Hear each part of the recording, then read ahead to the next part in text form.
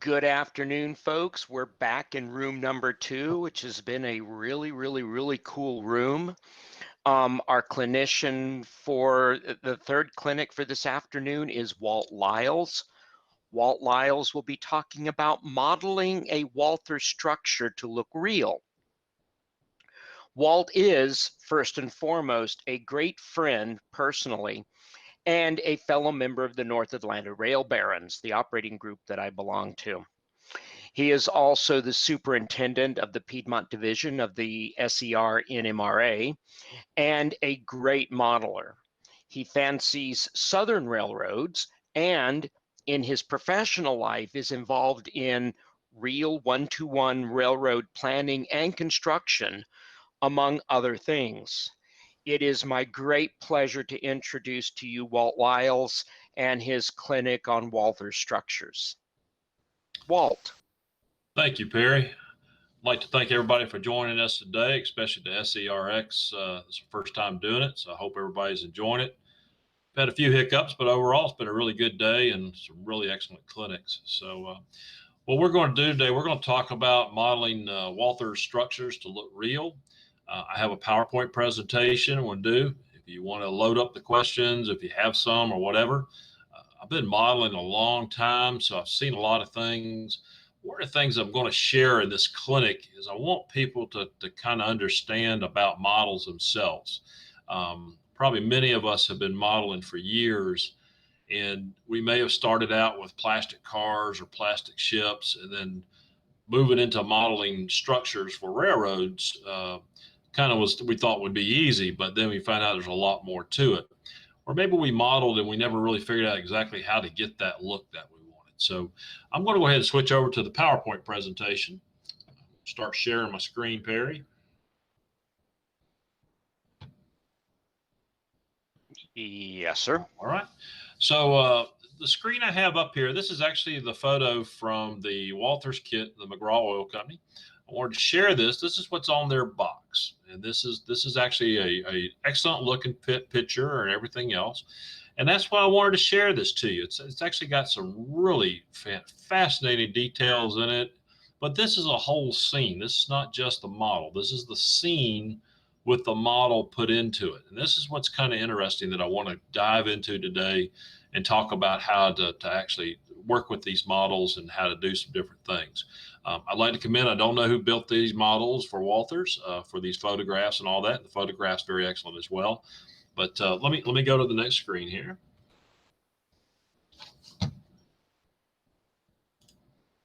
All right, here's just a clear picture, and I'm going to move my mouse. I hope the viewers can see my mouse as I move it around. But I wanted to show you a couple things that were eye-catching in this model, just to me as a whole.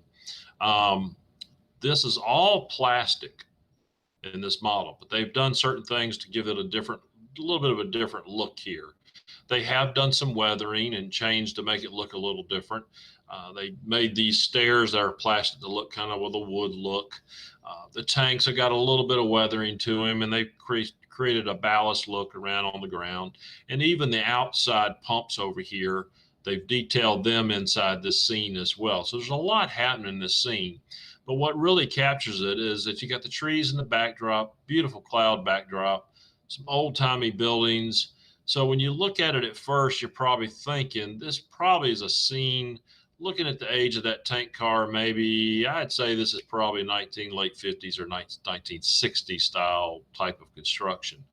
The construction method is a big deal to me because these buildings still could be used today for some kind of small business. So we want to be thinking about looking at these models, but let's move outside the box just a little. Okay, so this is the Walther's McGraw Oil Company. It's still available today. I think you can pretty much still buy it at just about any location. But I'd like you to ask yourself, when you look at that model, why did you purchase this kit? What is so fascinating about this model that you said, man, I absolutely got to have this thing? How do you want it to look as a model? Sometimes people look at a kit and they have a totally different vision of where they want to go. Did the box convince you to purchase this kit? Very possibly it did. Man, that is so cool. You think, oh, I can build this piece of cake. Okay. Can you get a different look out of it? Depends on your modeling skills. Depends what you can really do with something. So you got to ask yourself, what am I capable of doing with this same kit? So this photograph shows you that I've pulled the lid off, and this is how that kit looks right inside the box, still in the bag wrapper. That's what you get. Well, that doesn't look anything like that photo right there.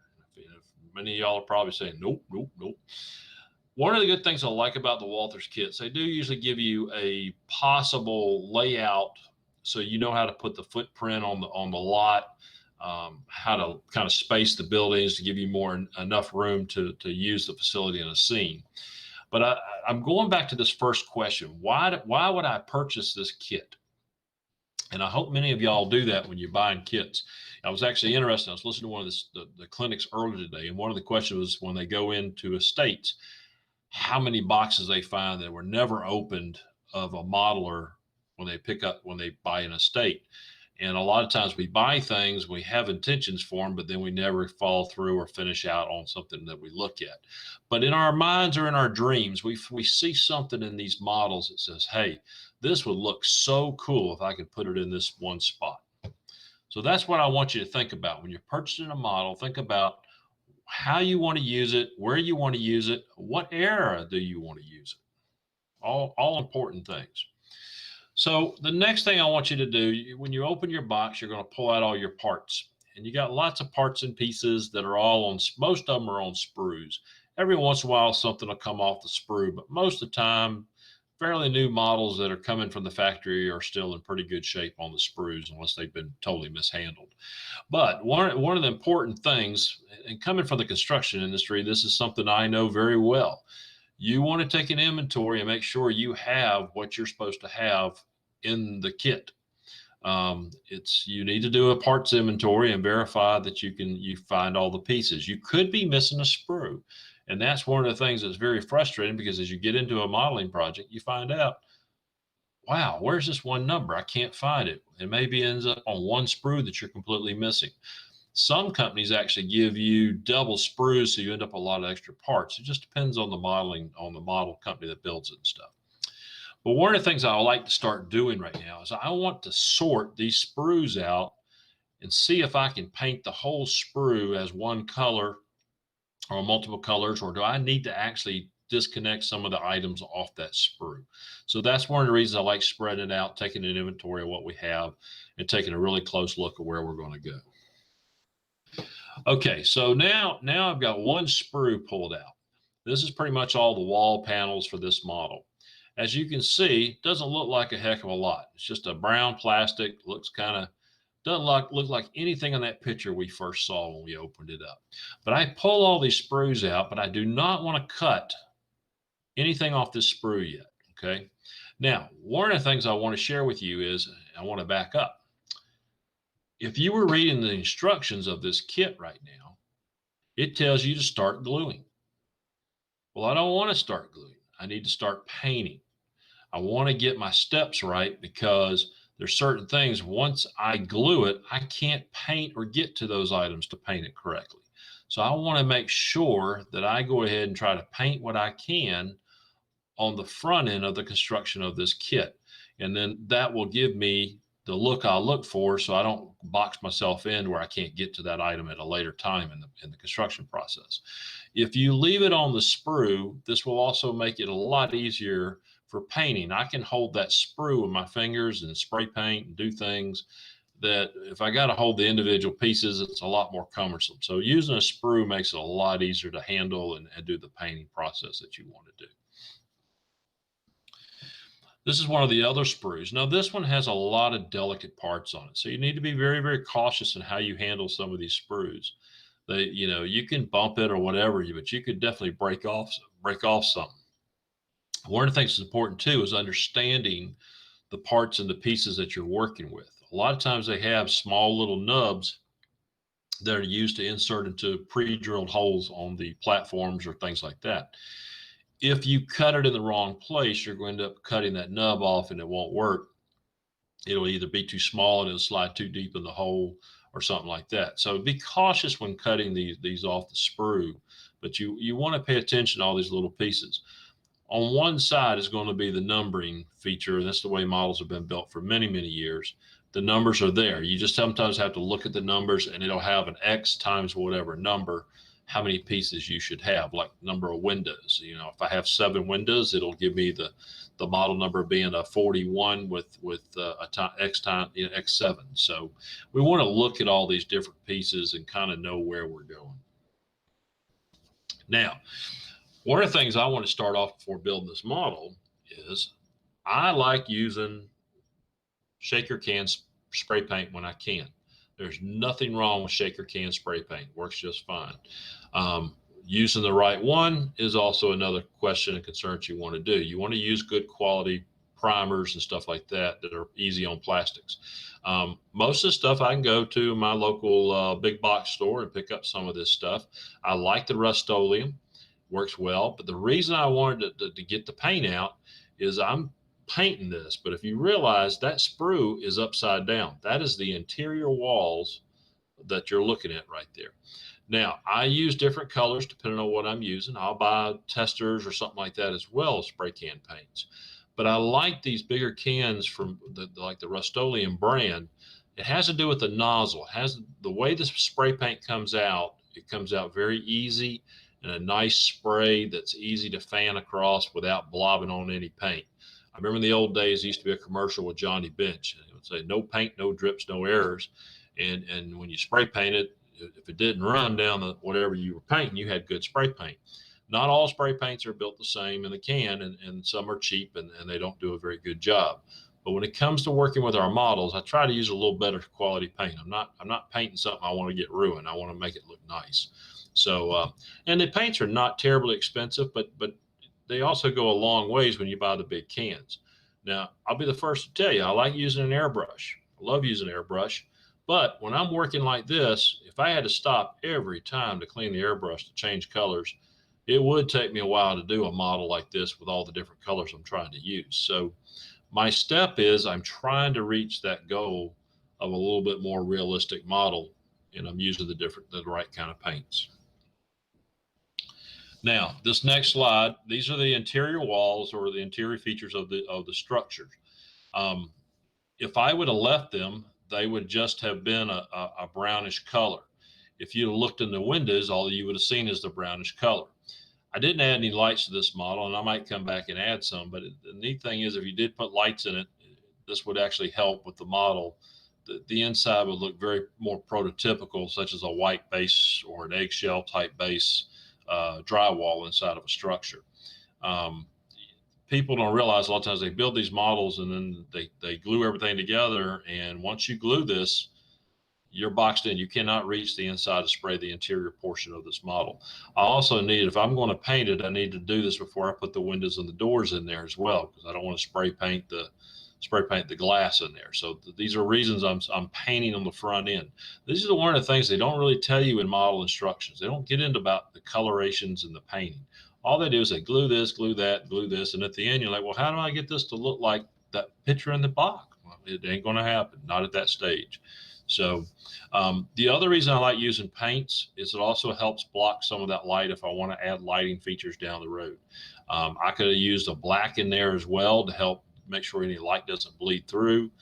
The white, it's a thick enough plastic that the white's going to work. Plus, I got windows in there anyway, but it would make it look more prototypical if we decided to put lights in there. And I used a flat white. That's what I used inside this interior wall. But I like using this. It always works good.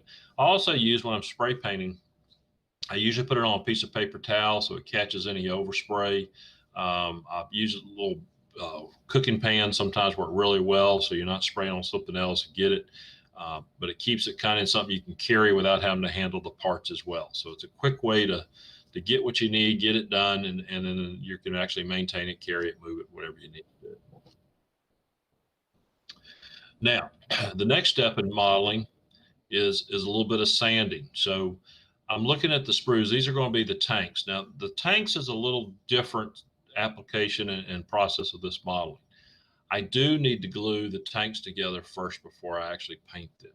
So I wanted to get into this. The reason I wanted to show you this photo is I'm using some sandpaper down there. So once I cut these off the sprue, I'm actually going to use a fine grit sandpaper, and I'm going to smooth out that bottom. Now, once I rough that up, that also gives the glue just a little bit more bite. It's a little bit more roughed up bottom surface. Not real roughed up because I'm not using coarse sandpaper. I'm using a real fine sandpaper. I think I'm using about 180, 200 grit right here, which works fine. You could use a 280 grit, something like that, maybe up to a 400 grit. You could use different, smoothnesses, but for what I'm trying to do here, I just hit it once or twice across there, kind of move it across. I accomplish what I want to get done on the structure to get it sanded. Now, I'm going to be using a tester's glue that I use inside this, so that's why I know how that glue works. I'm happy with that glue. I've been using it for many years on my models. I know how it runs. I know how it moves and flows when it comes out of the nozzle, so I'm ready for it. So I know what to expect. So that's one of the reasons I know what to get ready and prep this model for. I also use a set of Zuron sprue cutters. I don't know why I can't say that today. Those are very, very helpful. They are very sharp. You also will probably use an X-Acto blade as well. Either one will cut you, so you need to be careful when you're cutting these sprue cutters because you're reaching into areas a little tight. But you will also see in this photograph right here, you'll see that there's a little nub left even after you cut it off the sprue. That's left over on the plastic. Well, you don't want that. So you can either use an X-Acto chisel blade and slip it off, or you can use the sprue cutters that you have and kind of chisel it off with that. Either way, you need to get that off of there, or it's going to make the model look really bad if you don't. So cleaning off the sprue leftovers is an important part of modeling skills and techniques that you want to use. Walthers does a pretty good job on these kits, but it doesn't really matter. It's Walthers or anybody else that's building the models. Sprues are sprues, and that's how you deal with it and get it off of there. So a little bit of sanding, a little bit of cutting, trimming, whatever you want to call it, but we're going to get rid of that sprue. And that's our goal in this part of this step. Now, this is a tough one right here. I'll be kind. These set of instructions that came with this particular model are very, very decent.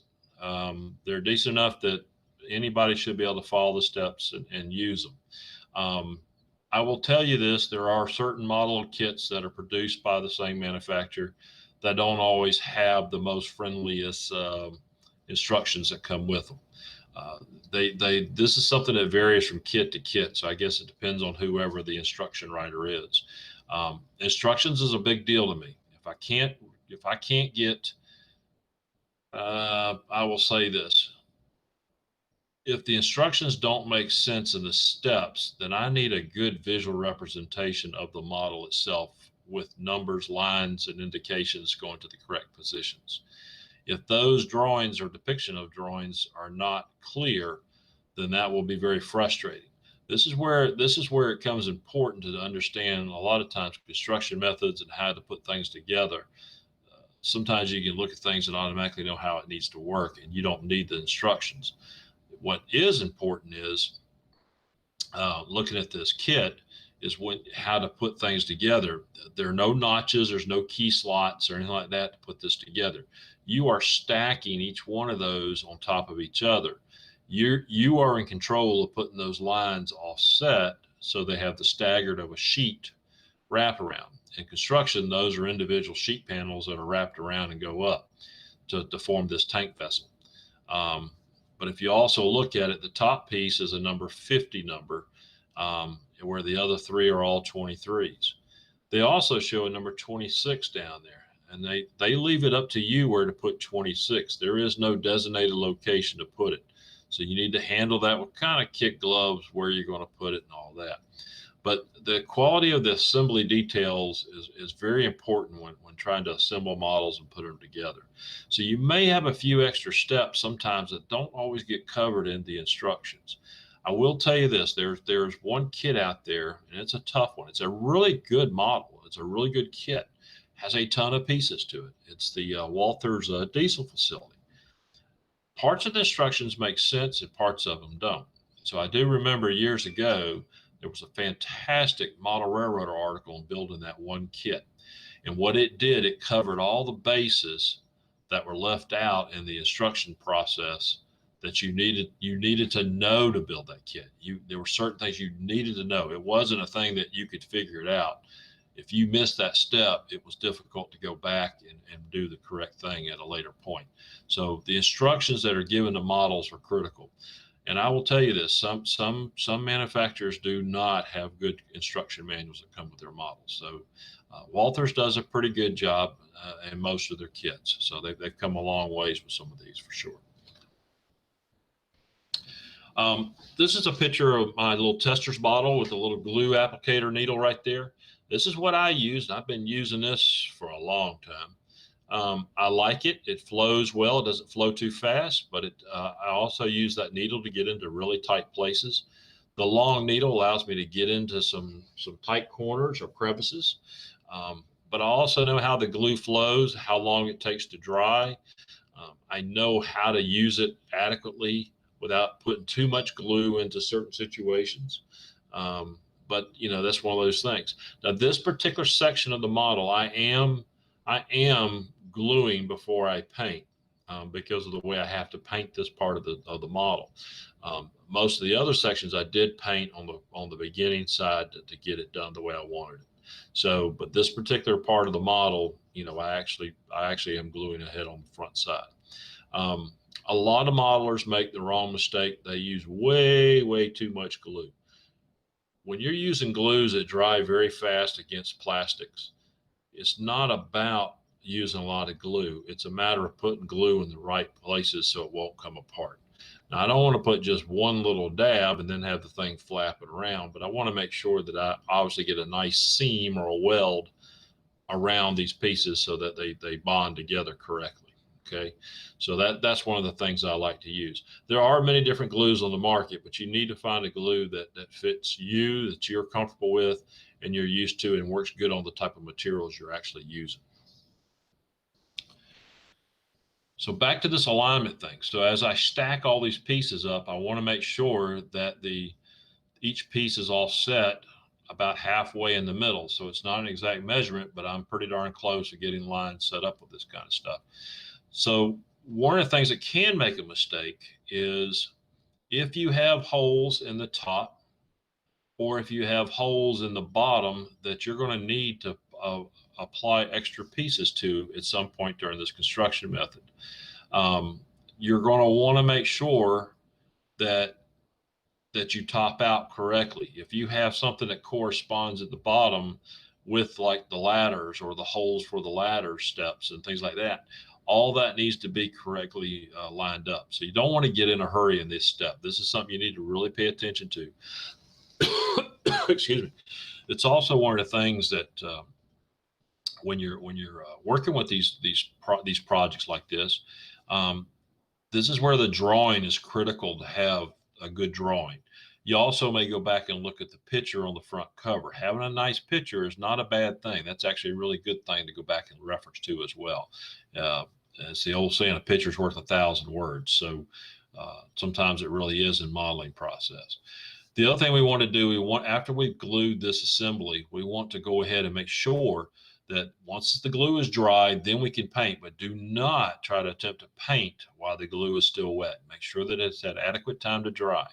In this particular case, if I had any kind of glue oozing out of the sides or like that, I had a paper towel ready to wipe it instantly. I didn't waste any time, but I took my time building this assembly so I could get a good result. Now, here's me and my trays again. So now you're looking at a couple pieces. You're looking at the roof. You're looking at the decking for the platform on the front of the structures. And then you're also looking at the actual brick masonry type of wall structures on the flip side.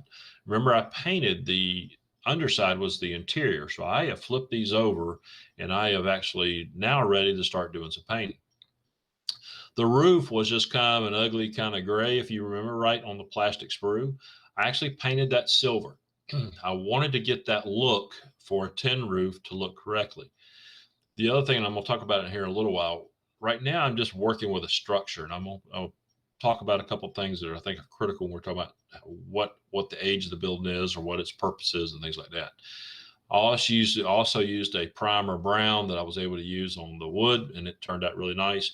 But now you're starting to see that plastic sprue. If I was just building this thing, that plastic is ugly. It would have turned out to be a disaster. Well, I've got to change that. But I'm also in this thing, I'm talking about the different colors. Different materials have different colors. Tin roofs typically are more silverish or have something kind of a light gray silver type look with a lot of roofs. I like different construction materials. So if it's wood, I want to get more of a wood look. If it's concrete, I want to get more of a concrete look. If it's steel, it could be new steel, it could be old steel. If it's masonry, sky's the limit. You can paint brick any color you want to. You have original brick, and then there's bricks based on their natural colors. Well, I'm from Georgia, the United States. So in the United States of Georgia, there used to be a lot of brick companies along the rivers down here in Georgia because we had lots of clay. Well, with lots of clay came what we call Georgia red clay. So a lot of the brick structures had that Georgia red clay look. So even some of the clay they got, or bricks that got exported, would go out of the country, but they were using Georgia clay to make the brick. So a lot of times products are made based on the region of the country that maybe the products come from and stuff. That all depends on the era. Today's generation, products get shipped and moved all over the country, so it's kind of hard to ever tell where stuff originally comes from. So I'm going back to these tanks. So as we build in these, each one has different shapes. They look different. I do want to verify before I put this last top out on these. Excuse me. I may want to, there may be a slight variation, so I want to make darn sure. And there was. One of these tanks accepts a ladder that comes up to it. All the others have a hole in the top for the vent pipe. And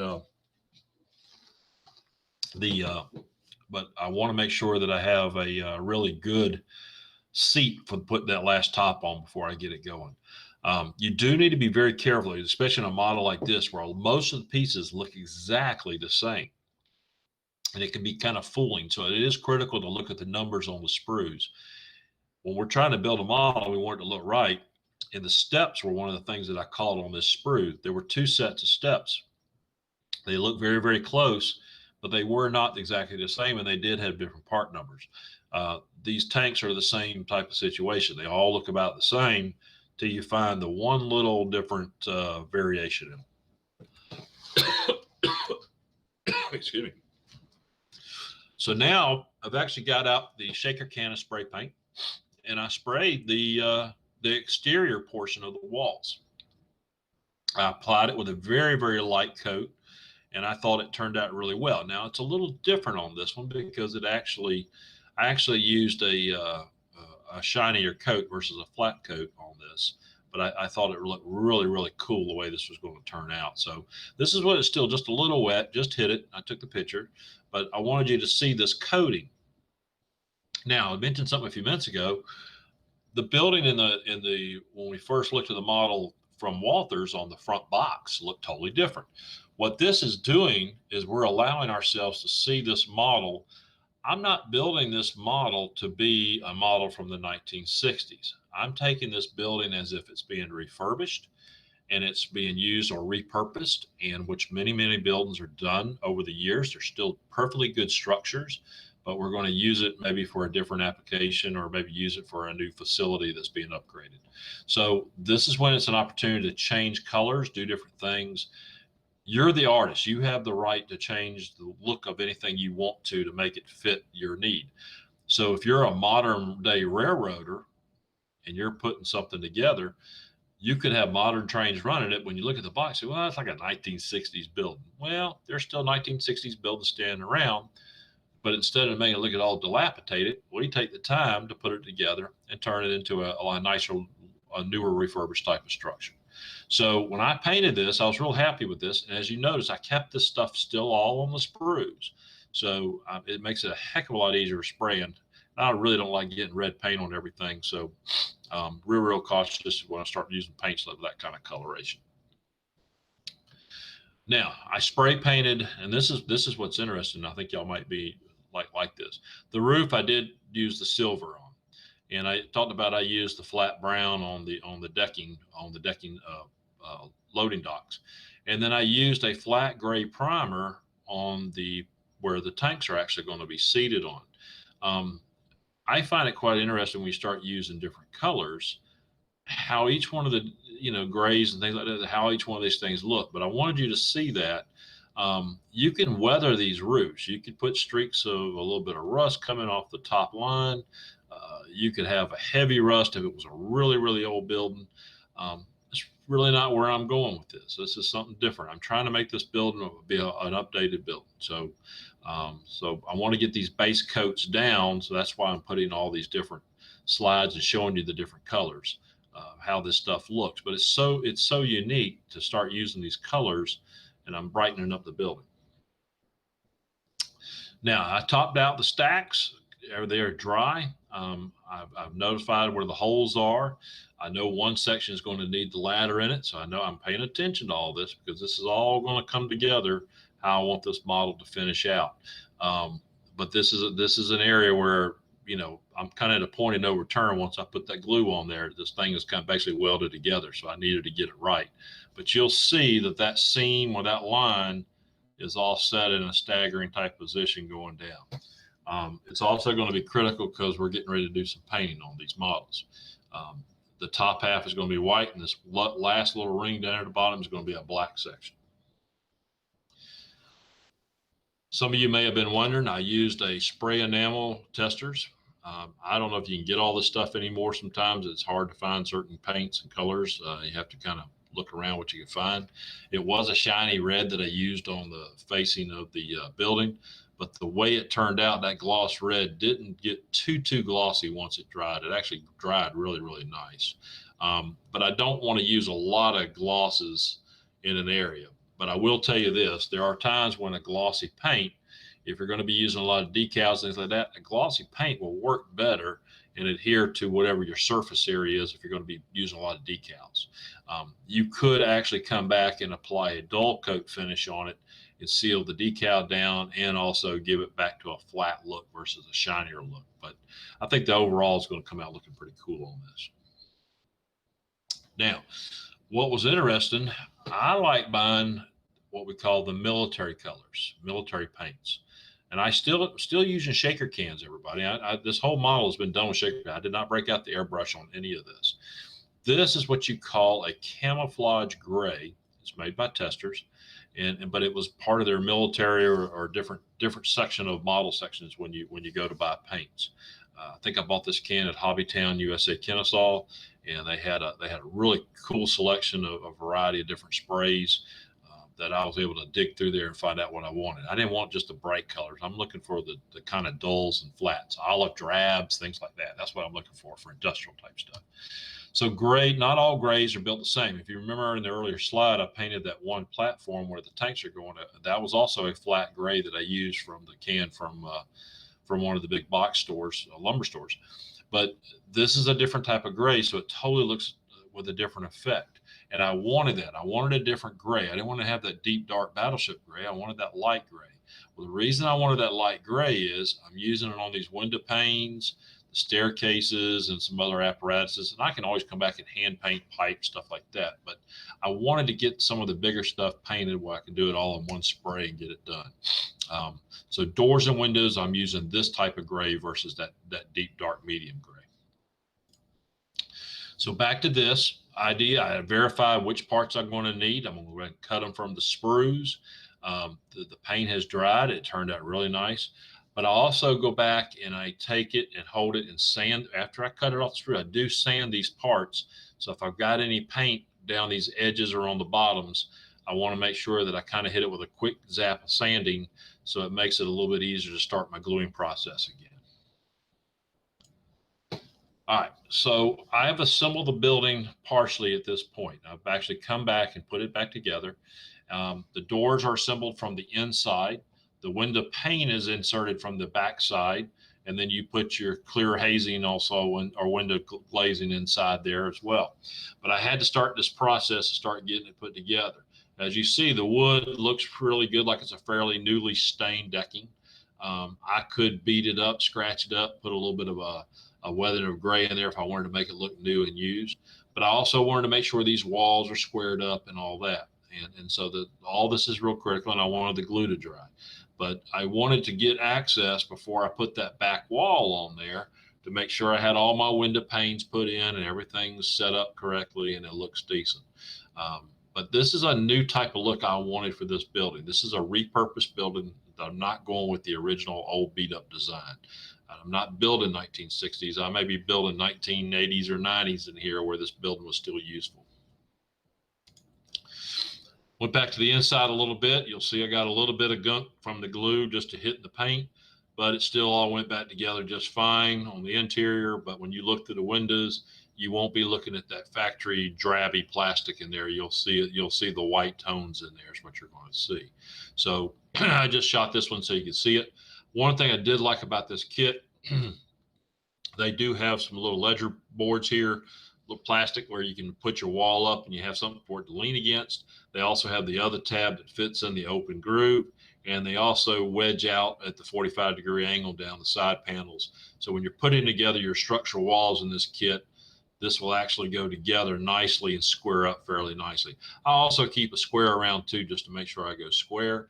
I also keep a tool with the flat bottom. Sometimes I use it with the magnets just to put a platform in there or put walls in, stuff like that. I'll use that to help me put my structures back together. Okay, back to the tanks. So a lot of you may have never done masking before, or maybe you've thought about it and say, well, I want to get two tones on this, but how do I do that? Well, I want to get the two tones as well. So what I did is I went ahead and masked it off. This was the part where I was actually about to do the black paint on the bottom. So I actually used what they call frog tape. I've used the painter's tape before. I've used the blue tape. I don't like it. It leaves too much of a gunky residue on it. I've actually used to use drafting tape years ago. Regular masking tape gets too dry too fast and tends to leave. It's hard to break it apart sometimes. I'm just not happy with that. Drafting tape used to work really, really good. Harder to find nowadays, but this frog tape is fantastic. So if you've never used frog tape, you can get it at one of the big box hardware stores, and they do sell it. It's a little more expensive, but I tell you, it's worth it. Definitely try it out if you never tried it before. It's worth it. So not all tapes are the same, so you definitely want to look at doing that. So doing it. But I want to make sure in the critical area, I've got everything covered. I don't want paint sneaking in. You got to remember, I'm using black and white paint here. I do not want any black paint getting in this part of the structure. That is my fine line where the black and the white are going to separate right there.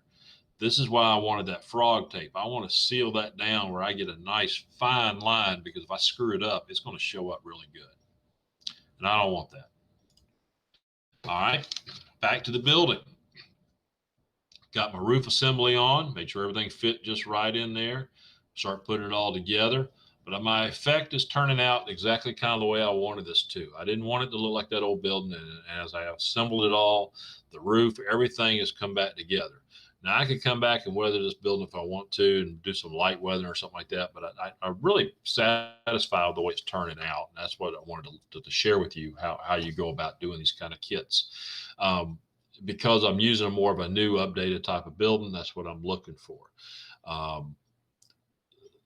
I want to give buildings a second life or a new vision where they want to go. And so my generation, if I'm looking at an older building, this is how I can do it.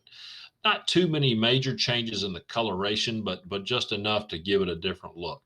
And if you've probably seen this in certain industrial areas, you see where they still use stuff and they freshen it up. The one thing I haven't done that I thought about is I could have gone in here and put either a brass or silver doorknob in here. Just different things I can do, little details to put in there if I want to. I got my tank, my base down, and my tank looks pretty good. This is what I painted. And if you realize it, when it's just straight plastic without any paint on it at all, you don't even see this texture right here. Now, me personally, I would probably want to ballast it just like they did on the cover of the box. But I was quite impressed. There is a texture on this berm. This could actually be a concrete berm versus a ballasted type of berm. which are very possible in some construction methods. If it was a newer facility, it's very possible it would be concrete, not ballast. You can still put ballast down here in the tank areas down here, but this would probably be a concrete berm. But I was impressed once I painted it, it really brought out the look that you can't see with straight plastic. And it doesn't have that sheen like the plastic anymore. It has more of an outdoorsy type, like it's been faded just a little bit and flattened a little bit. But this is an area where you definitely want to, you could use ballast and put down for rocks after you get your tanks glued down. All right. So the tanks with the color, I didn't leave these plastic white like from the factory direct. Okay. These are actually painted flat white, and this is painted flat black down here. So I wanted y'all to be aware of that in this clinic, that I actually did paint the two separate lines for this clinic. And then when you put it all together, it turns out really nicely. I haven't put the decals on this yet. I'm not sure what I'm going to do yet. That's one reason I haven't done it. The decals will change the look of what I've got. But some of their decals sounded a little older, so I may give it a new fresh name or a fresh look to the structure to change the name of the company and stuff like that. But I love the idea of the contrast, the way it looked and all that stuff.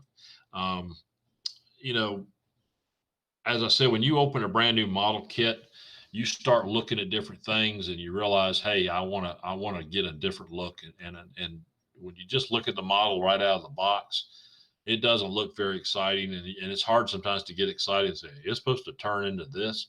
Doesn't always work that way. A few simple steps changes the whole way we look on the outlook of where we're going to go with this. So when you put it all back together, we're starting to set up the scene. And as I said, this was more about the modeling aspect, not building the scene. That's why you don't see all the ballast yet and everything else. I could probably do a whole nother clinic just on setting it up and doing all the other stuff. But I wanted you to see how it all kind of comes together to change this look and to getting a newer type of look on it. Once you put it on your railroad, then you can figure out where your tracks are going to be and how it's all going to stage out. I put on here, you can add lights. You can put your railroad track in there with some kind of loading facility. You can add a more of a parking area or a loadout area for trucks. You can put people working all around the structure, which brings out, now it's starting to get a personality to it. You can set up debris around the yard, or you could put hoses inside the tank area in here. Maybe you can have a fire extinguisher, signage for dangerous, explosive and all that kind of stuff. All those little details, as you start to put them, and would change this whole scene around. But as I said, what you use for decals today would be totally different than what they would have used for decals back in the 1960s. So if you were following today's more modern type of safety regulations, the decaling and the safety stuff and all that would look totally different than it would have been 40 years ago, 50 years ago. So you definitely want to be appropriate with your signage to make sure it meets the right generation. You could also put out coolers. You could put out garbage cans, stuff like that out in the field, stuff like that. All that stuff kind of helps bring the scene together. That's my presentation. That's where I'm kind of at. I wanted to bring all that together to y'all today. I appreciate your time watching. I hope you got something out of it. I'll probably do another type of clinic where we actually put the whole scene together. But I really wanted to get that feel across how this thing, how it really stops to work. Let me do the stop sharing thing here. All right, Perry, you there? I most certainly am, Walt. All right. That was interesting. Okay. First big question that's popped up, Walt, can you elaborate on your glue applicator with the needle? Is the glue source tube or liquid? If tube, how do you keep the needle clean? It is a liquid glue. It doesn't glue. Actually, it does not dry super fast. I've got a little bit of working time, setup time on it. So I'm not really in a dilemma where I probably have more about 30 seconds to 45 seconds to work with it. But that's a little metal needle. And you actually keep a little wire that you can actually insert down the tube to clean out if it gets dried out. I do put my lid on very quickly after I use it. I do not leave the lid off. I've learned after many years that's not a really good idea. So, Yeah. but it does. Yeah. It has a little finger thing where it has a little rounded end, and then you can stick that fine wire down directly into the tube and clean out the glue insert. And that's a tester's glue is what that is. Okay. Good Very question. cool. Yeah. Um, on the structure, the way you're modeling it now, you've gotten a nice, what looks to me like to be a nice color for what I think was a brick structure. Mm-hmm. What would you use from this point then on that structure to fill in your mortar lines? I'm probably going to come back with my pan pastels and do a light black on the mortar lines, probably just to give that little bit of a shadow effect. I Okay. might come back with a little bit of a light color, but it would be a very light coating on it. I'd rather get the black in there first to set up that shadowy effect. Could Pan you pastel would be the way to go for me on that. could you use a really thin wash to put in the shadow? You could. I actually have a wash. I wanted to try it. I didn't. I didn't. I ran out of time really trying to get all this done. But I do have a wash that I want to try. And then there was another clinic on here earlier. He has some products, and I may try one of his. Um, and I would try a very thinned out white. It's to get that wash effect. I did see where Rapidio has a wash, but I can't find it in the United States. It's used for giving that faded look or whatever. And I was wanting to try that as well. So there are some products out there. I just need to try some new stuff that's come out. Have you Uh, tried any of the Tamiya washes? I have not tried the Tamiya washes. No. They're nice. I mean, just personal opinion. Yeah, I have tried where I make my own wash. I use turpentine and I'll use a oil-based uh, burnt sienna or something like that, and then I use a dry wash. I'll use a dry brush and get it on there, and I've used that kind of wash where does great on like freight cars and all, but on Yep. building it's a little different. I don't want to get the building looking roughed up too bad. That the black pan pastels would seat probably in that mortar just right. So You may very well be right. Um, as an alternative, maybe to trying to fill something to form the mortar joints, have you ever tried this? Because I have once. I sprayed the outside of the building also in white, and then very lightly coated the surface of the bricks with the brick red color that I wanted to use, and it left the white down in the recesses where the mortar might be.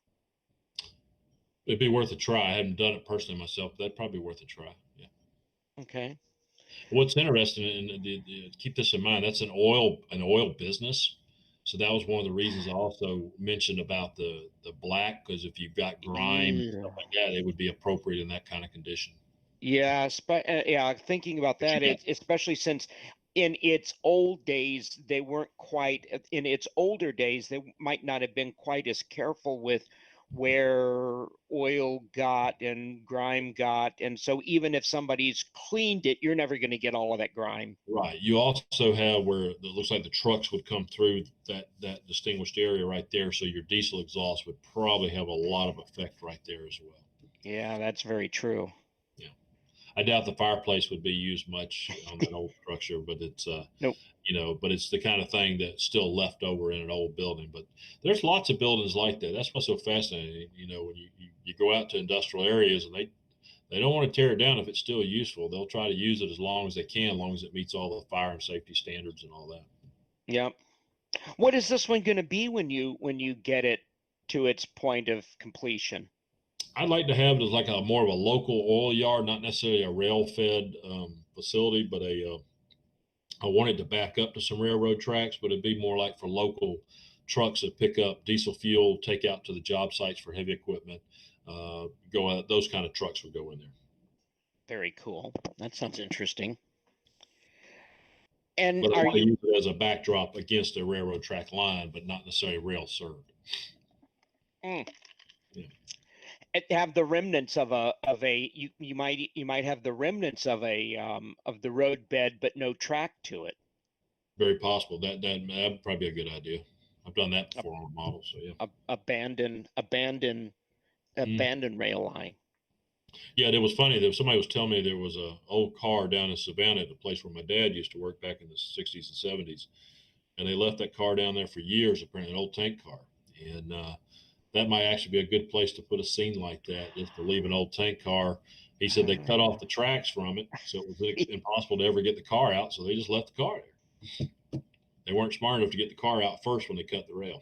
Yeah, no kidding. Boy, I wonder what the EPA would say about that now. I think that's why they had to finally get the car out of there. Ah, depending on what was in that tank car. Yeah, I hope Wonderful. everybody enjoyed that. I hope it's something a little different. I try to bring a fresh new look, and I hope there's a lot of new modelers out there today too that joined us that maybe just getting into messing with these kits and first time maybe trying to figure out how to work with these things. I mean, There have been a couple in this room earlier, and they were posting questions about sites and where to go looking for information for beginners. And I pointed them to there have been some very good beginners clinics in the SERX and NMRAX material, and so I pointed him there, and then also just out to YouTube in general. But there's been some good stuff in here. yeah, it's good. Good. I liked your approach to this clinic. Yeah, just a little different. I mean, like I said, I can do a step two to it as well, so I may end up doing that. So. That might be really interesting for then later for NMRAX. I try to finish it out where I put all the final details. Like I said, there's kind of two steps. Anytime you're doing a model, you're doing the model itself, and Yep. then you're finishing the model scene itself. So it's really a two-stage process. Yep, exactly. Yeah, that's where you start putting the decals and the names, the signage, the people, the little scrap around, all that stuff. That's when you start adding all that in there. Someone's pet dog. Heck, your little $30 bottle is going to be nothing compared to all the detail stuff you put in there. No kidding. Oh, tell me about it. So, Any other questions out there in across the planet? I haven't seen more than the one about your glue source. that's fine. That's good glue. Brad? Yeah, okay, what we usually find with the clinics like these, Walt, is all the questions are usually answered through a really well and thought out clinic. So it's often hard to come up with these questions. So I'd just like to say, yeah, thanks for a really, really well put together clinic, and I definitely look forward to part two. And I'll make sure Speed or someone's definitely going to be in touch to get a hold of you. Yeah, yeah, that's part of modeling, man. That's what we have fun doing, man. That's what we do. So we like sharing and educating. So It is Walt's one of the instructors in our training camp program, and he enjoys it and he's good at it. yep, yep. It felt good to do it. I've been so busy doing all the other stuff lately. It's kind of nice to do actually a modeling project. I hadn't done one in a while. So that was fun. All right. Well, thank you guys. Okay, You got a thank couple you. more minutes left, Brad? We've got a couple of more minutes if you want to go on with anything, or I can roll over Yeah, to some yeah. ads. No, just I've enjoyed the day. I've enjoyed the clinics that we've seen, and it's funny. I was talking about the paints. I have also used some of these other paints that I like. The military, they use the military reference to it, but like burnt metal, stuff like that. There's some neat effects you can do with some of those the shaker can paints that you can't necessarily always get. But I like that. I like for doing coal cars. I like using that burnt metal. Also around, I've used that same color around uh, what do you call it? The sawdust burners for wood chip mills. The sawdust burners always have that weird look to them because of the heat, and that paint gives you it's a burnt metal look, and it's not your everyday color paint. So I also use them to spray the interior of a hopper car where the coal's been loaded. It's a different effect that you get inside of the interior of the hopper car. So different paints have different looks, but when you want to do a bunch of one thing, you don't want to break out the airbrush. It's an alternative to use shaker cans still to try to get some projects done and stuff. So not afraid to buy them at all. If you mask off stuff correctly, they're still very, very useful in how you do it and stuff.